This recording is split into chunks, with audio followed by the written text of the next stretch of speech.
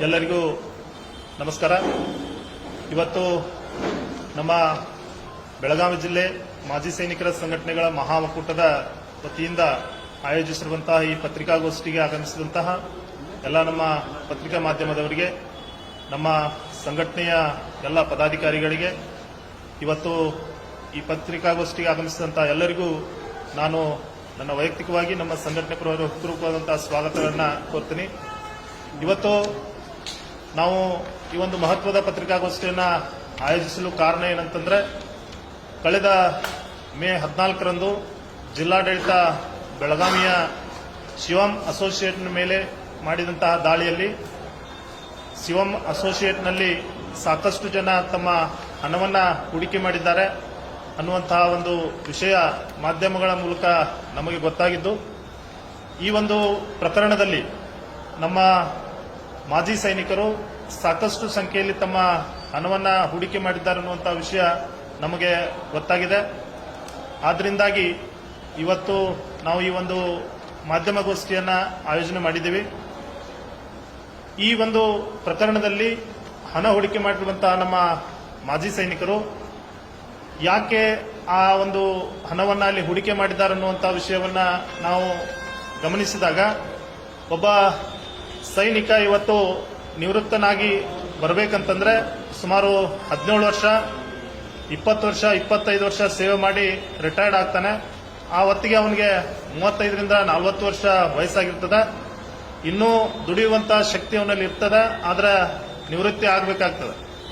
ಹೀಗೆ ನಿವೃತ್ತಿ ಆದ್ಮೇಲೆ ಬಂದು ಈಗಿನ ಒಂದು ವೈಜ್ಞಾನಿಕ ಯುಗದಲ್ಲಿ ಜೀವನ ಶೈಲಿಯಾಗಲಿ, ಮಕ್ಕಳ ವಿದ್ಯಾಭ್ಯಾಸವಾಗಲಿ, ಮನೆತನದ ಖರ್ಚುಗಳಾಗಲಿ, ಇವೆಲ್ಲವುಗಳನ್ನ ಕೇವಲ ಪೆನ್ಷನ್ ಮೇಲೆ ಆಧಾರಿತನಾಗಿ ಹಾಗೂ ತನ್ನ 15-20 ವರ್ಷಗಳ ಕಾಲ ಸೇವೆ ಸಲ್ಲಿಸಿ ಬಂದಂತಹ ದುಡ್ಡನ್ನ ಎಲ್ಲಾದರೂ ಒಂದು ವೇಳೆ ಒಂದು ಸ್ಥಾನದಲ್ಲಿ ಹೂಡಿಕೆ ಮಾಡಿ ಅದರಿಂದಲೂ ಕೂಡ ಬಂದ ಹಣವನ್ನ ತನ್ನ ಜೀವನೋಪಕ್ಕಾಗಿ ಬಳಸಿಕೊಳ್ಳುವಂತಹ ವಿಚಾರದಿಂದ, ಒಳ್ಳೆಯ ಸದುದ್ದೇಶದಿಂದ ಒಬ್ಬ ಸೈನಿಕ ತನ್ನ ಹಣವನ್ನ ಹೂಡಿಕೆ ಮಾಡ್ತಾನೆ.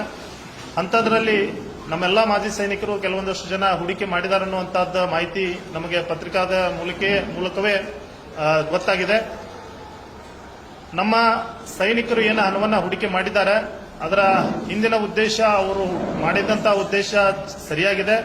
ಆದರೆ ಎಲ್ಲಿ ಹೂಡಿಕೆ ಮಾಡಿದ್ದಾರೆ, ಯಾಕೆ ಮಾಡಿದ್ದಾರೆ ಅನ್ನುವಂಥದ್ದನ್ನ ತನಿಖೆ ಮುಂದೆನೆ ಗೊತ್ತಾಗುವಂತಹದ್ದು. ಈಗಾಗಲೇ ಈ ಪ್ರಕರಣ CID ತನಿಖೆಯಲ್ಲಿದ್ದು, ಆ ತನಿಖೆ ಇನ್ನೂ ನಡೀತಾ ಇದೆ. ತನಿಖೆ ಮುಗಿದ ಮೇಲೆ ಕಾನೂನು ಕ್ರಮವಾಗಿ ಅದರ ಏನು ಕ್ರಮ ಕೈಗೊಳ್ಳಬೇಕು, ಜಿಲ್ಲಾಡಳಿತ, ಸರ್ಕಾರ ಆಗಲಿ, CID ಅಧಿಕಾರಿಗಳಾಗಲಿ ತನಿಖೆಯನ್ನ ಪೂರ್ಣಗೊಳಿಸಿದ ನಂತರನೇ ಗೊತ್ತಾಗೋದು ಇದೇನು ಅಂತೇಳಿ. ನಾವು ಈಗ ಈ ಪತ್ರಿಕಾ ಮಾಧ್ಯಮದ ಮೂಲಕ ಇನ್ನೊಂದು ವಿನಂತಿಯನ್ನು ಮಾಡ್ಕೊಳ್ಳೋದಪ್ಪ ಅಂತಂದ್ರೆ, ನಮಗೇನು ಸಿಕ್ಕಂತ ಮಾಹಿತಿ ಪ್ರಕಾರ ನಮ್ಮೆಲ್ಲ ಮಾಜಿ ಸೈನಿಕರು ಏನು ಹೂಡಿಕೆ ಮಾಡಿದ್ದಾರೆ ಅನ್ನುವಂತ ಒಂದು ಮಾಹಿತಿ ಇದೆ. ಒಂದು ವೇಳೆ ಈಗೇನಾದ್ರೂ ನಿನ್ನೆ ತಾನೇ ಮಾಧ್ಯಮದ ಮೂಲಕ ನಾವು ಗಮನಿಸಿದೀವಿ, ಆ ಹಣವನ್ನ ಹೂಡಿಕೆ ಮಾಡಿದಂತ ಹಣವನ್ನ ಮರಳಿ ವಂಚನೆಗೊಳಗಾದವರಿಗೆ ಅಥವಾ ಹೂಡಿಕೆ ಮಾಡಿದಂತವರಿಗೆ ನೀಡಬೇಕಂತಂದ್ರೆ ಯಾವ ರೀತಿ ನಾವು ನೀಡಬೇಕು ಅನ್ನುವಂತಹ ವಿಷಯವನ್ನ ನಾವು ಆಲಿಸಿದೀವಿ. ಒಂದು ವೇಳೆ ಹಾಗೇನಾದ್ರೂ ಮಾಡಲು ಪ್ರಯತ್ನ ಆದ್ರೆ, ಮೊದಲನೇದಾಗಿ ನಮ್ಮ ಸೈನಿಕರನ್ನ ಅದರಲ್ಲಿ ಪರಿಗಣಿಸಿ ಅವರ ಹಣವನ್ನ ಮರುಕಳಿಸಬೇಕಂತೇಳಿ ನಾವು ಈ ಮೂಲಕ ಜಿಲ್ಲಾಡಳಿತಕ್ಕಾಗಲಿ, ಅಧಿಕಾರಿಗಳಿಗಾಗಲಿ, ಸರ್ಕಾರಕ್ಕಾಗಲಿ ನಾವು ಮನವಿಯನ್ನ ಮಾಡ್ಕೊಳ್ತೇವೆ ಈ ಮೂಲಕ. ಯಾಕಪ್ಪ ಅಂತಂದ್ರೆ, ಒಬ್ಬ ಸೈನಿಕ ದೇಶಕ್ಕಾಗಿ ಸುಮಾರು 17-20 ವರ್ಷ ಸೇವೆ ಮಾಡ್ತಾನ. ಬಂದು ದೇಶದ ವಿವಿಧ ಭಾಗಗಳಲ್ಲಿ ಭಿನ್ನ ಭಿನ್ನ ಪರಿಸ್ಥಿತಿಗಳಲ್ಲಿ ತನ್ನ ಬೆವರ ಹನಿಯನ್ನಷ್ಟೇ ಅಲ್ಲದೆ ತನ್ನ ರಕ್ತದ ಕಣಕಣಗಳನ್ನು ಅಲ್ಲಿ ಸಮರ್ಪಣೆ ಮಾಡಿ ದೇಶಕ್ಕಾಗಿ ಸೇವೆ ಸಲ್ಲಿಸಿ ಬಂದು ತನ್ನ ಜೀವನೋಪಾಯಕ್ಕಾಗಿ ಮುಂದಿನ 35-40 ವರ್ಷಕ್ಕೆ ಏನು ರಿಟೈರ್ಡ್ ಬಂದ ಮೇಲೆ ಇನ್ನೂ ಕೂಡ ಸಾಕಷ್ಟು ಜೀವನ ಅವ್ರದ ಉಳಿದಿರ್ತದ. ಅದಕ್ಕಾಗಿ ಒಂದು ಪ್ಲಾನಿಂಗ್ ಅನ್ನು ಮಾಡಿ ಅವರು ಹಣವನ್ನ ಹೂಡಿಕೆ ಮಾಡಿರ್ತಾರ. ಅದಕ್ಕಾಗಿ ನಮ್ಮ ಯಾವುದೇ ಮಾಜಿ ಸೈನಿಕರಿಗೆ ಅನ್ಯಾಯ ಆಗಬಾರದು, ಮತ್ತ ಯಾರಿಗೂ ಕೂಡ ಅನ್ಯಾಯ ಆಗಬಾರದು. ಮಾಜಿ ಸೈನಿಕರಿಗೆ ಅಷ್ಟೇ ಅಲ್ಲ, ಯಾರಿಗೂ ಕೂಡ ಅನ್ಯಾಯ ಆಗಬಾರದು ಅನ್ನುವಂಥ ದೃಷ್ಟಿಯಿಂದ ನಾವು ಜಿಲ್ಲಾಡಳಿತಕ್ಕೆ ಒಂದು ವಿಶೇಷವಾದಂತಹ ಮನವಿ ನಮ್ಮ ಮಹಾ ಒಕ್ಕೂಟದಿಂದ ಏನ್ ಮಾಡ್ತೀವಿ ಅಂತಂದ್ರೆ, ಏನಾದರೂ ಒಂದು ರೀತಿ ತಾವು ಹಣವನ್ನ ಹೂಡಿಕೆ ಮಾಡಿದಂತ ಹಣವನ್ನ ಫ್ರೀಸ್ ಏನಾಗಿದೆ ಅದನ್ನೇನಾದರೂ ನೀಡೋರಿದ್ರೆ ಫಸ್ಟ್ ಅದರೊಳಗೆ ನಮ್ಮ ಮಾಜಿ ಸೈನಿಕರನ್ನ ಪರಿಗಣಿಸಿ ಯಾರೆಲ್ಲ ಇನ್ವೆಸ್ಟ್ ಮಾಡಿದಾರ ಅವರಿಗೆ ಅದು ಇನ್ವೆಸ್ಟ್ ಮಾಡಿದಷ್ಟು ಹಣವನ್ನಾದರೂ ನೀಡಿ ನಮ್ಮ ಮಾಜಿ ಸೈನಿಕರ ಒಂದು ಮನವಿಯನ್ನ ತಾವು ಸ್ವೀಕರಿಸಿ ಯಾವುದೇ ನಮ್ಮ ಮಾಜಿ ಸೈನಿಕರಿಗೆ ಅನ್ಯಾಯವಾಗದ ರೀತಿಯಲ್ಲಿ ತಾವು ಕ್ರಮ ಕೈಗೊಳ್ಳಬೇಕು ಅನ್ನುವಂಥದ್ದೊಂದು ಬೇಡಿಕೆ ಇದೆ. ಇನ್ಮೇಲೆ ಇದಾದ ನಂತರ ನಮ್ಮ ಮಾಜಿ ಸೈನಿಕರಿಗೆ ನಾವು ಸಂಘಟನಾತ್ಮಕವಾಗಿ ನಮ್ಮ ಸಂಘಟನೆಯಿಂದ ಒಂದು ಮನವಿ, ಒಂದು ಸೂಚನೆಯನ್ನ ನೀಡುವುದೇನಪ್ಪಾ ಅಂತಂದ್ರೆ, ನಾವೆಲ್ಲ ಮಾಜಿ ಸೈನಿಕರು ಬಹಳ ಕಷ್ಟದಲ್ಲಿ ನಮ್ಮ ಸೇವೆಯನ್ನ ಮಾಡಿ ನಾವು ಇವತ್ತು ಬಂದಿರ್ತೀವಿ. ಬಂದಿರುವಂತಹ ಹಣವನ್ನ ನಮ್ಮ ಕೈಯಿಂದ ತಪ್ಪಿದ್ರೆ ಅದು ಯಾವ ರೀತಿ ಪರಿಣಾಮ ಬೀರ್ತದೆ ಅನ್ನುವಂಥದ್ದು ಸಾಕಷ್ಟು ಜನರಿಗೆ ಗೊತ್ತಿದೆ. ಅದಕ್ಕಾಗಿ ತಾವು ತಮ್ಮ ಹಣವನ್ನ ಎಲ್ಲೇ ಆದರೂ ಹೂಡಿಕೆ ಮಾಡಬೇಕಂತಂದ್ರೆ ಕಾನೂನುಬದ್ಧವಾಗಿರುವಂತಹ, ಕಾನೂನಿನ ಚೌಕಟ್ಟಿನಲ್ಲಿರುವಂತಹ ನ್ಯಾಷನಲೈಸ್ ಬ್ಯಾಂಕ್ಗಳಲ್ಲಾಗಲಿ ಅಥವಾ ಇನ್ನೂ ಸಾಕಷ್ಟು ವೇದಿಕೆಗಳಿದಾವೆ ಹಣವನ್ನ ಹೂಡಿಕೆ ಮಾಡಲು. ಅಲ್ಲಿ ತಾವು ಹಣವನ್ನ ಹೂಡಿಕೆ ಮಾಡಿ ಯಾವುದೇ ಏನೋ ಗೊತ್ತಿಲ್ಲದೆ ಊಹಾಪೋಹಗಳಿಗೆ ಒಳಗಾಗಿ ತಮ್ಮ ಅತ್ಯಮೂಲ್ಯವಾದಂತಹ ಹಣವನ್ನ, ತಮ್ಮ ಇಡೀ ಜೀವನವನ್ನೇ ಆ ಹಣದ ಮೇಲೆ ನಾವು ನಿರ್ಭೀತರಾಗಿರ್ತೀವಿ, ಅಂತ ಹಣವನ್ನ ಸಿಕ್ಕ ಸ್ಥಳಗಳಲ್ಲಿ ತಾವು ಇನ್ವೆಸ್ಟ್ ಮಾಡಬಾರ್ದು, ಹೂಡಿಕೆ ಮಾಡಬಾರ್ದು ಅನ್ನುವಂತಹ ಮನವಿಯನ್ನ ಇವತ್ತು ನಾವು ನಮ್ಮ ಮಹಾ ಒಕ್ಕೂಟದಿಂದ ನಮ್ಮೆಲ್ಲ ಮಾಜಿ ಸೈನಿಕರಿಗೆ ತಿಳಿಸಲಿಕ್ಕೆ ಇಷ್ಟಪಡ್ತೀವಿ ಸರ್.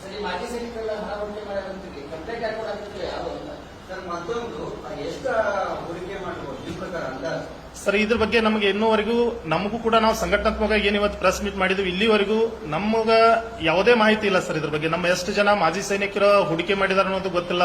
ಮಾಧ್ಯಮದ ಮೂಲಕನೇ ಗೊತ್ತಾಗಿರೋದು, ಸಾವಿರಾರು ಸಂಖ್ಯೆಯಲ್ಲಿ ಮಾಜಿ ಸೈನಿಕರಲ್ಲಿ ಹೂಡಿಕೆ ಮಾಡಿದಾರೆ ಅನ್ನೋಂಥದ್ದು ಮಾಧ್ಯಮದ ಮೂಲಕ ಗೊತ್ತಾಗಿದ್ದು. ನಮ್ಮ ಸಂಘಟನೆಗೆ ಅಥವಾ ನಮಗಾಗ್ಲಿ ಇನ್ನೂವರೆಗೂ ಯಾರು ನಾವು ಇನ್ವೆಸ್ಟ್ ಮಾಡಿದೀವಿ, ನಾವು ಇಷ್ಟು ಇನ್ವೆಸ್ಟ್ ಮಾಡಿದೀವಿ ಅಂತ ನಮಗೆ ಗೊತ್ತಿಲ್ಲ.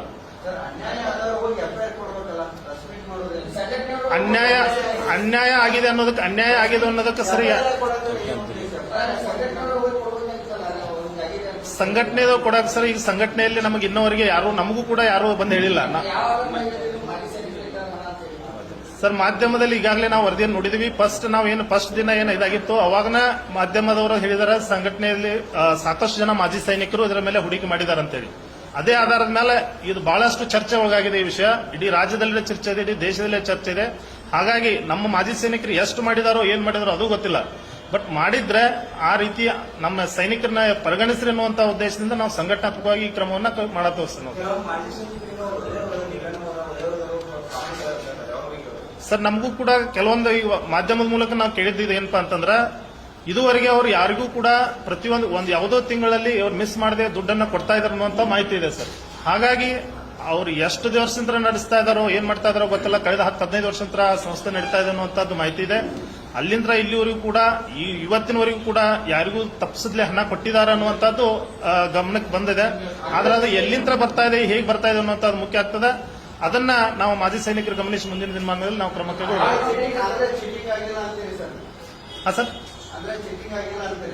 ಸರ್ ಚೀಟಿಂಗ್ ಆಗಿಲ್ಲ ಅನ್ನೋದಕ್ಕೆ ಇನ್ನು ನಮ್ಮ ಗಮನಕ್ಕೆ ಯಾವುದೇ ಇಲ್ಲ. ಈಗಾಗಲೇ ಸಿಐಡಿ ತನಿಖೆಯಲ್ಲಿದೆ. ತನಿಖೆ ಮುಗಿದ ಮೇಲೆ ಗೊತ್ತಾಗೋದು ಚೀಟಿಂಗ್ ಆಗಿದೆ, ಮೋಸ ಆಗಿದೆ, ವಂಚನೆ ಆಗಿದೆ ಅನ್ನುವಂಥದ್ದು ಪ್ರಕರಣದ ತನಿಖೆ ಮುಗಿದ ಮೇಲೆ ಗೊತ್ತಾಗೋದು ಸರ್. ಸರ್, ನಾವು ಯಾರಿಗೂ ಭೇಟಿಯಾಗಿಲ್ಲ. ನಿನ್ನೆ ಇದನ್ನು ಪತ್ರಿಕಾಗೋಷ್ಠಿಯನ್ನು ನಡೆಸಬೇಕಂತ ಹೇಳಿ ನಾವು ಏನು ನಿನ್ನೆ ಕಮಿಷನರ್ ಸರ್ ಭೇಟಿ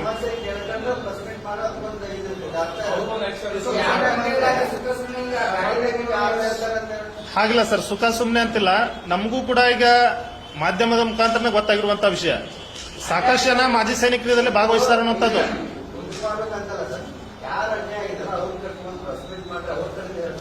ಅನ್ಯಾಯ ಆಗೈತೆ ಅಂತ ಹೇಳ ಸರ್. ಈಗ ಯಾರು ಅನ್ಯಾಯ ಆಗೈತೆ ಅಂತ ಬಂದಿಲ್ಲ. ಆದ್ರೆ ಇದರ ತನಿಖೆ ಆಗೋ ಮಟ್ಟ ಇದನ್ನು ಯಾರು ಏನ್ ಮಾಡಬಾರ್ದಂತ ಎಲ್ಲರೂ ಸುಮ್ಕದಾರ. ಮತ್ತೆ ಅವ್ರಿಗೆ ಸರಿಯಾಗಿ ದುಡ್ಡು ಕೊಡ್ತಾ ಇದಾರೆ ಅನ್ನುವಂತ ಮಾಹಿತಿ ಇದೆ ಸರ್. ಇಲ್ಲಿವರೆಗೂ ಸರಿಯಾಗಿ ದುಡ್ಡು ಕೊಡ್ತಾ ಇದಾರೆ ಅನ್ನೋ ಮಾಹಿತಿ ಇದೆ. ಯಾರೂ ಪ್ರಕರಣ ದಾಖಲಿಸಿ ಮಾಡಿಲ್ಲ ಅನ್ನುವಂಥದ್ದು ಎಲ್ಲರಿಗೂ ಗೊತ್ತಿದೆ. ಅದು ತಮಗೂ ಗೊತ್ತು, ನಮಗೂ ಗೊತ್ತು.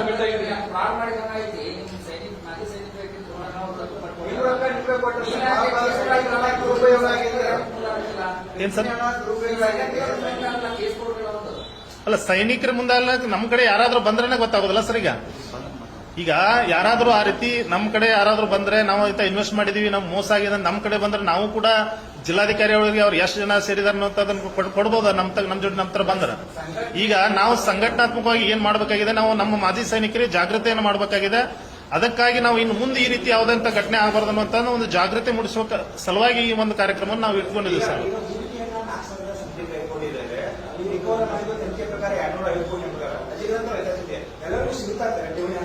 ಸರ್ ಅದು ಈಗ ತನಿಖೆ ಮುಗಿದ ಮೇಲೆ ಅದರ ಏನ ಅಧಿಕಾರಿಗಳು ಅದಕ್ಕೆ ಏನ ಆಯೋಜನೆಗೊಂಡಿದ್ದಾರೆ ಅವ್ರ ಮೂಲಕನೇ ಗೊತ್ತಾಗೋದು ಸರ್. ಇದು ನಮಗೆ ಗೊತ್ತಾಗೋದಿಲ್ಲ.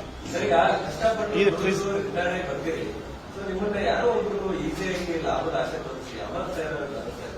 ಹೌದು ಸರ್, ಈ ರೀತಿ ಪ್ರಕರಣಗಳು ಸಾಕಷ್ಟು ಆಗಿದಾವ. ಅದಕ್ಕೆ ಕಾರಣ ಏನಂತಂದ್ರೆ ಈಗ ಒಬ್ಬರ ಯಾವುದೇ ಒಂದು ಕಂಪನಿಗಳಾಗಲಿ ಈ ರೀತಿ ಕಂಪನಿಗಳು ಏನಾದ್ರು ಇರ್ತಾವ, ಅವ್ರ ಮಾಜಿ ಸೈನಿಕರನ್ನ ನಿವೃತ್ತಿ ಯಾರಾಗ್ತಾರ ಅವ್ರನ್ನ ಹುಡುಕ್ತವಂತ ಸನ್ನಿವೇಶ ಇದೆ. ಅದು ಯಾಕಪ್ಪ ಅಂತಂದ್ರೆ ಅವ್ರ ಹತ್ರ ಒಂದೇನೋ ಉಳಿತಾಯ ಮಾಡಿರುವಂತಹ ಹಣ ಒಟ್ಟಿಗೆ ಬರ್ತಾ ಇರ್ತದ. ಆ ಹಣವನ್ನ ನಾವು ಕೂಡ ರಿಟೈರ್ಡ್ ಆಗೋದಕ್ಕಿಂತ ಮುಂಚಿತನೇ ಒಂದು ವರ್ಷಕ್ಕಿಂತ ಮುಂಚಿತನೇ ಯೋಚನೆ ಮಾಡ್ತೀವಿ. ನಮಗೆ ಬರುವಂತಹ ಹಣವನ್ನ ನಾವು ಎಲ್ಲಿ ಒಳ್ಳೆಯ ಸ್ಥಾನದಲ್ಲಿ ಹೂಡಿಕೆ ಮಾಡಬೇಕು, ನಮ್ಮ ಮುಂದಿನ ಜೀವನವನ್ನ ನಾವು ಯಾವ ರೀತಿ ಆ ಹಣದ ಮೇಲೆ ರೂಪಿಸಿಕೊಳ್ಬೇಕು, ನಾವು ರಿಟೈರ್ಡ್ ಆದ ನಂತರ ಸರ್ಕಾರಿ ನೌಕರಿ ಸಿಗುತ್ತೋ ಇಲ್ಲೋ ಅನ್ನುವಂಥದ್ದು ಗೊತ್ತಿರುವುದಿಲ್ಲ. ಕೇವಲ 8-10 ಸಾವಿರ ರೂಪಾಯಿಗಳಿಗಾಗಿ ನಾವು ಇವತ್ತು ಸೆಕ್ಯೂರಿಟಿ ಗಾರ್ಡ್ಗಳಲ್ಲಿ ಇನ್ನಿತರ ಪ್ರೈವೇಟ್ ಸೆಕ್ಟರ್ಗಳಲ್ಲಿ ನಮ್ಮ ಮಾಜಿ ಸೈನಿಕರು ಇವತ್ತು ಸೇವೆಯನ್ನು ಮಾಡ್ತಿರ್ತಾರೆ. 35-45 ವರ್ಷಕ್ಕೆ 20 ಸಾವಿರ 25 ಸಾವಿರ ಪೆನ್ಷನ್ ಮೇಲೆ ಅವರ ಕೆಲಸ ನಡೆಯೋದಿಲ್ಲ. ಹಾಗಾಗಿ ಬಂದಿರುವಂತಹ ಹಣ ವೇಸ್ಟ್ ಆಗಬಾರ್ದು, ಅದರಿಂದ ನಾವು ನಮ್ಮ ಜೀವನೋಪಾಯವನ್ನು ಮಾಡೋಣ ಅನ್ನುವಂಥ ಒಂದು ದೃಷ್ಟಿಯಿಂದ ನಮ್ಮ ಮಾಜಿ ಸೈನಿಕರು ಹೂಡಿಕೆ ಮಾಡ್ತಾರೆ. ಆದ್ರೆ ಹೂಡಿಕೆ ಮಾಡೋಕ್ಕಿಂತ ಮುಂಚಿತವಾಗಿ ಅದನ್ನೇ ಹೇಳಿದೆ ಸರ್, ನಮ್ಮ ಮಾಜಿ ಸೈನಿಕರು ಇದರಿಂದ ಜಾಗೃತರಾಗಬೇಕು. ಖಂಡಿತವಾಗಿ ಸರ್ ಇದೆ, ಕೆಲವೊಂತವಲ್ಲ ಆಗಿದೆ, ಕೆಲವೊಂತವಲ್ಲೇ ಆಗ್ತಾ ಇದೆ. ಅದೆಲ್ಲ ಆಗಬಾರ್ದು ಅನ್ನುವಂಥದ್ದು ಹಿತದೃಷ್ಟಿಯಿಂದಲೇ ನಾವು ಇವತ್ತು ಈ ಪತ್ರಿಕಾಗೋಷ್ಠಿಯನ್ನ ಮಾಡಿದೀವಿ. ಮುಖ್ಯವಾಗಿ ಇದು ನಮ್ಮ ಮಾಜಿ ಸೈನಿಕರಿಗೆ ಈ ಮೂಲಕ ನಾವೇನು ಹೇಳ್ತೀವಿ, ತಮ್ಮ ಹಣವನ್ನ ತಾವೇನಾದರೂ ಮುಂದಿನ ದಿನಮಾನಗಳಲ್ಲಿ ತಾವು ಹೂಡಿಕೆ ಮಾಡೋರಿದ್ರೆ ನ್ಯಾಷನಲೈಸ್ ಬ್ಯಾಂಕ್ಗಳಲ್ಲಿ ಅಥವಾ ಇನ್ನಿತರ ಕಾನೂನುಬದ್ಧವಾದ ಚೌಕಟ್ಟಿನಲ್ಲಿರುವಂತಹ ಸಂಸ್ಥೆಗಳಲ್ಲಿ ತಾವು ಹಣವನ್ನು ಹೂಡಿಕೆ ಮಾಡಿ ತಮ್ಮ ಹಣಕ್ಕೆ ತೊಂದರೆ ಆಗೋ ರೀತಿ ತಾವು ಇಟ್ಕೋಬೇಕಂತೇಳಿ ನಾವು ಮಾಧ್ಯಮದ ಮೂಲಕ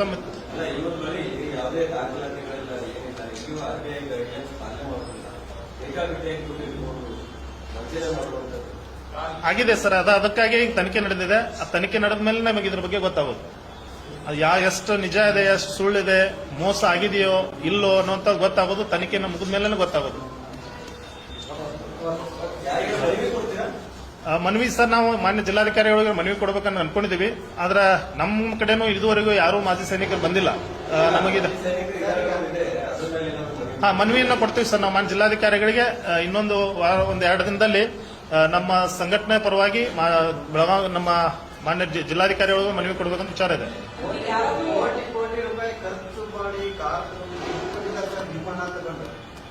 ಸರ್ ಅದ್ರ ಬಗ್ಗೆ ತನಿಖೆ ನಡೀತಾ ಇದೆ. ಅದು ಕೊಟ್ಟದ್ದು ನಿಜಾನೋ ಸುಳ್ಳೋ ಗೊತ್ತಿಲ್ಲ. ಅದ್ರ ಬಗ್ಗೆ ತನಿಖೆ ಮುಗಿದ ಮೇಲೆ ಎಲ್ಲರಿಗೂ ಗೊತ್ತಾಗ್ತದೆ, ನಮಗೂ ಅದ್ರ ಮೇಲೆ ಹೋಗುವಾಗ ಗೊತ್ತಾಗೋದು. ಇಲ್ಲ ಸರ್, ಇದುವರೆಗೆ ನಮ್ಮನ್ನು ಯಾರೂ ಭೇಟಿಯಾಗಿಲ್ಲ. ಆದ್ರೆ ಈ ವಿಷಯ ಏನು ಬಹಳಷ್ಟು ಚರ್ಚೆಯಲ್ಲಿರೋದ್ರಿಂದ ನಾವು ನಮ್ಮ ಸೈನಿಕರನ್ನ ಇನ್ನು ಮುಂದೆ ಆದರೂ ಜಾಗೃತಿಗೊಳಿಸುವಂತ ಉದ್ದೇಶದಿಂದ ನಾವು ಪ್ರೆಸ್ ಮೀಟ್ ಮಾಡಿದ್ವಿ. ಹೊರತಾಗಿ ಅದು ಮಾಡಿದ್ದು ತಪ್ಪು, ನಮ್ಮ ಮಾಜಿ ಸೈನಿಕರು ಮಾಡಿದ ತಪ್ಪು, ಪರ ವಿರೋಧ ಯಾವುದೂ ಇಲ್ಲ. ಇದು ಇಲ್ಲಿ ಯಾರೂ ಭೇಟಿಯಾಗಿಲ್ಲ ಸರ್. ಓಕೆ ಸರ್, ಧನ್ಯವಾದ.